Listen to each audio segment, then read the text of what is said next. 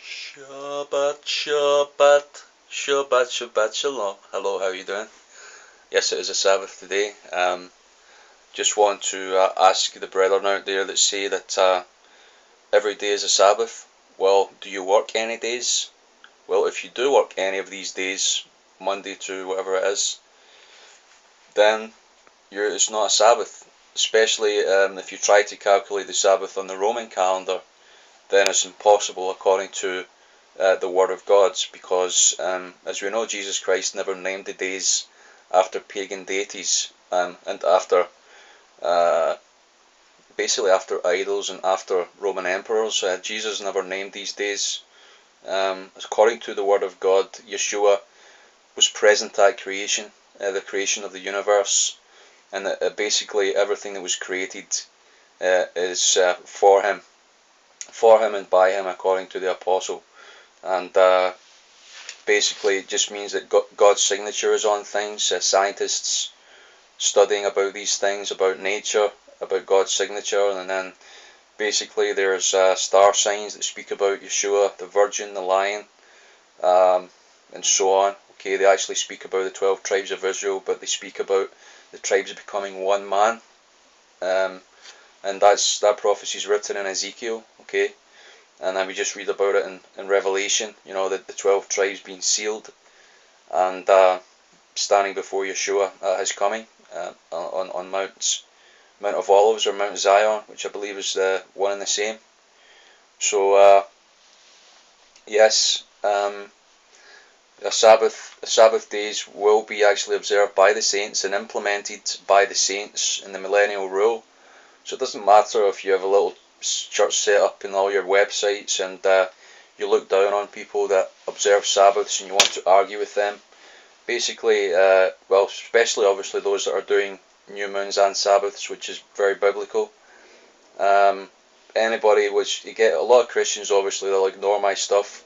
They'll try to write it off. They'll basically just delete my comments when I comment on their channel. But it doesn't mean to say that the teachings of the Lord will go away. All it means is basically they're still in ignorance and they're still in rebellion, no matter how much they say that they're a Christian. Until you actually come into full alignment with the Word of God, then you're in rebellion, okay? And one of these commandments, as we have spoken about many times, is a Sabbath day. Today is a Sabbath, and it will be observed by the saints. You can check this out in Zechariah 14, Isaiah 66. Many other scriptures say that those that have been in rebellion and in wickedness and have not observed these Sabbaths, their worm shall not die. In other words, it is a rebellion, okay, when we come into this knowledge and we don't do it. On the other hand, the strangers that come in, according to Isaiah, I think it's 57, that come in and take hold of the covenants and that take hold of the Sabbath days and they do them, then their name shall be higher than men. They shall receive a name at the resurrection that shall be higher from any man or any lineage or whatever it may be, Illuminati or whatever it is. God will give them a name that's basically to rule. Actually, the name Israel is to wrestle and overcome. Okay, just as Jacob wrestled with the angel, overcame, the angel blessed him, he wouldn't let the angel go. So it means that his name was changed to Israel, and that's what it means basically, that the people of Israel, no matter if they're black, if they're white, if they're brown, or they're yellow, or whatever they are, if they take hold of these things and don't let them go.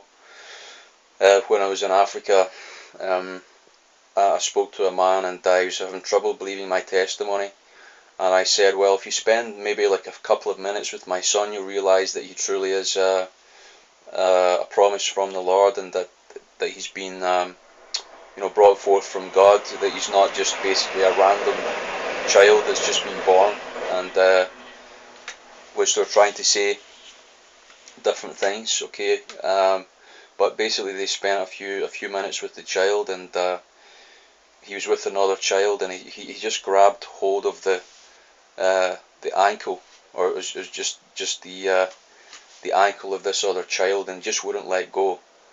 And the child was kind of wasn't panicking, but was just kind of looking around going, why is this kid grabbing me by the ankle? but that was the prophecy about Jacob and Esau. Remember, if you recall that, it meant that Jacob was the one who was born second. Esau was the one with the birthright.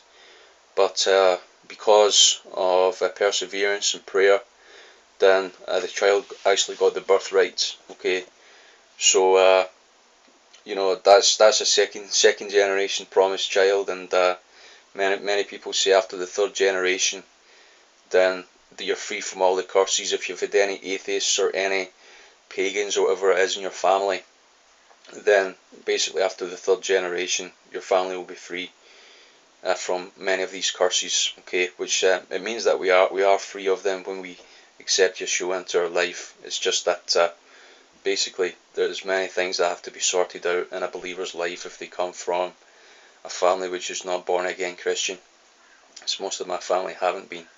So anyhow, may the Lord bless you, and thank you for listening.